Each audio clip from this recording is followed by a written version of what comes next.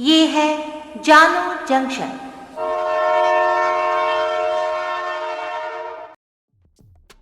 नमस्कार, आज है 17 जून 2022। मैं हूं पूजा वर्मा और आप सुन रहे हैं जानो जंक्शन पे Hindi news podcast news rail.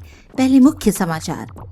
Agnipath पर 11 राज्यों में बवाल। यूपी, बिहार और तेलंगाना में ट्रेनें फूंकी, 2 की मौत। रेल मंत्री बोले रेलवे की संपत्ति को न पहुंचाए नुकसान। असम, मेघालय में बाढ़ का कोहराम, 1700 गांव पानी में डूबे, जनजीवन हुआ अस्त व्यस्त। दिल्ली के सर गंगाराम अस्पताल में भर्ती सोनिया गांधी के श्वास नली में संक्रमण और कोविड-19 के बाद की जटिलताओं का उपचार जारी। चीन ने फिर दिखाया अपना असली रंग, पाकिस्तानी आतंकवादी मक्की को वैश्विक आतंकवादी घोषित करने पर लगाया अड़ंगा। मुंगेर में बीजेपी नेता ने पहले पत्नी को मारी गोली, फिर की खुदकुशी। अब समाचार विस्तार से। सेना में भर्ती के लिए बनाई गई अग्निपथ योजना में सरकार द्वारा एज लिमिट बढ़ाने के बाद भी प्रदर्शन थमने का नाम नहीं ले रहा है। यूपी और बिहार में प्रदर्शनकारियों ने ट्रेनें फूंक दी, कई जगह रेलवे ट्रैक और सड़क जाम किया गया। वहीं यूपी के बलिया में सुबह 5 बजे से प्रदर्शन शुरू हो गया। यहाँ कई गाड़ियों के शीशे तोड़े गए। पुलिस ने एक उपद्रवी को हिरासत में लिया है। इस बीच रेल मंत्री अश्विनी वैष्णव ने रेल संपत्ति को नुकसान नहीं पहुँचाने की अपील की है। फिरोजाबाद में आगरा लखनऊ एक्सप्रेसवे पे 4 बसों में तोड़फोड़ करके जाम लगाया गया। हरियाणा के नारनौल में भी युवाओं ने जाम लगा दिया है। तेलंगाना के सिकंदराबाद रेलवे स्टेशन में भी आगजनी और तोड़फोड़ हुई है। यहाँ हुए हिंसक प्रदर्शन में 1 की मौत हो गई। दूसरी मौत बिहार के लखीसराय जिले में हुई है। राजस्थान के भरतपुर जंक्शन रेलवे स्टेशन पर प्रदर्शनकारियों ने पुलिसकर्मी को लहूलुहान कर दिया। आंदोलन के कारण 200 ट्रेनें प्रभावित हुई हैं। पूरे देश में 35 ट्रेनें रद्द कर दी गई हैं, जबकि 13 को कुछ समय के लिए रद्द किया गया है। बिहार में 25 जिलों में जमकर बवाल हो रहा है। समस्तीपुर में 2, लखीसराय में 2, आरा और सुपौल में एक यात्री ट्रेन में प्रदर्शनकारियों ने आग लगा दी। वहीं बक्सर और नालंदा समेत कई जिलों में रेलवे ट्रैक पर आगजनी की गई है। आरा में सड़क पर आगजनी के बाद जाम लगाया गया है। बेतिया में डिप्टी सीएम रेणु देवी के सरकारी आवास पर पथराव किया गया है। बिहार के ही दरभंगा में प्रदर्शनकारियों ने रोड जाम किया था। इसमें एक स्कूल बस फंस गई। बच्चों ने प्रदर्शन करने वालों के हाथों में डंडे देखे तो रोने लगे। पुलिस ने पहुंचकर बस को निकलवाया। अग्निपथ योजना के खिलाफ जम्मू में भी नाराजगी देखने को मिली। डिफेंस फोर्स की भर्ती की तैयारी कर रहे युवाओं ने जम्मू के आर्मी रिक्रूटमेंट सेंटर के बाहर ये प्रदर्शन किया। अपने शांतिपूर्ण प्रदर्शन में युवाओं ने संविदा पर दी जाने वाली सेना की नौकरी को गलत बताते हुए स्थायी नौकरी देने की मांग की। हिमाचल प्रदेश, उत्तराखंड और पश्चिम बंगाल में भी युवकों ने प्रदर्शन किया है। कांग्रेस अध्यक्ष सोनिया गांधी श्वास नली में गंभीर संक्रमण से जूझ रही हैं। कोविड के बाद पिछले दिनों उनकी नाक में खून आया था। उनके स्वास्थ्य को लेकर कांग्रेस ने शुक्रवार को अहम जानकारियां साझा की।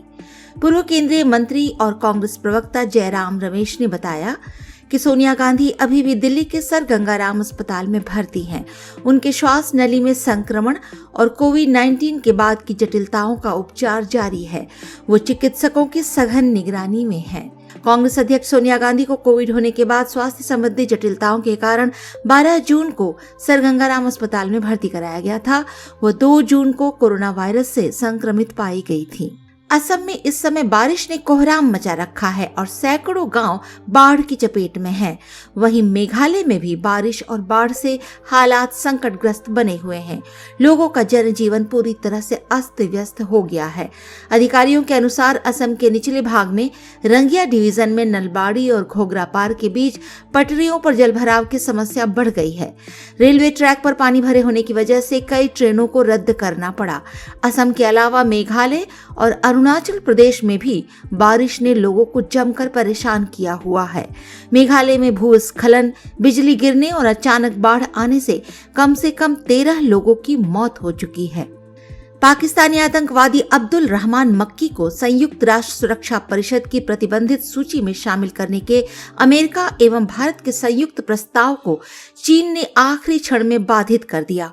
अमेरिका और भारत ने सुरक्षा परिषद की अल कायदा प्रतिबंध समिति के तहत मक्की को एक वैश्विक आतंकवादी घोषित किए जाने के लिए संयुक्त प्रस्ताव पेश किया था। अमेरिका पहले से ही मक्की को आतंकवादी घोषित कर चुका है। मक्की लश्कर तैयबा के सरगना और 26/11 मुंबई हमलों के मुख्य साजिशकर्ता हाफिज सईद का रिश्तेदार है। ऐसा बताया जा रहा है कि भारत और अमेरिका ने संयुक्त राष्ट्र सुरक्षा परिषद की 1267 ISIL और अलकायदा प्रतिबंध समिति के तहत मक्की को वैश्विक आतंकवादी घोषित किए जाने के लिए एक संयुक्त प्रस्ताव पेश किया था, लेकिन चीन ने इस प्रस्ताव को अंतिम क्षण में बाधित कर दिया। पाकिस्तान के मित्र देश चीन ने भारत और उसके सहयोगियों द्वारा पाकिस्तानी आतंकवादियों को सूचीबद्ध करने के प्रयासों को इससे पहले भी कई बार बाधित किया है। बिहार के मुंगेर में हत्या की एक सनसनीखेज वारदात सामने आई है। यहाँ की बीजेपी नेता ने अपनी पत्नी को गोली मारकर हत्या कर दी, बाद में खुद को गोली मार ली। मीडिया रिपोर्ट्स के अनुसार बीजेपी नेता अरुण यादव पत्नी से सिर्फ इसलिए नाराज थे क्योंकि वो मेयर पद के लिए चुनाव प्रचार में नहीं जाना चाह रही थी और सहयोग नहीं दे रही थी। उनकी पत्नी मुंगेर नगर निगम के चुनाव में मेयर पद की प्रत्याशी थी, जबकि अरुण बीजेपी के ओबीसी मोर्चा में उपाध्यक्ष थे। इस हत्याकांड से मुंगेर में सनसनी है। फिलहाल पुलिस मामले की जांच में जुटी है। पुलिस ने घटना के दौरान उपयोग किया गया देसी कट्टा भी बरामद कर लिया है। आज के लिए इतना ही। सुनते रहिए जानू जंक्शन पे न्यूज रेल।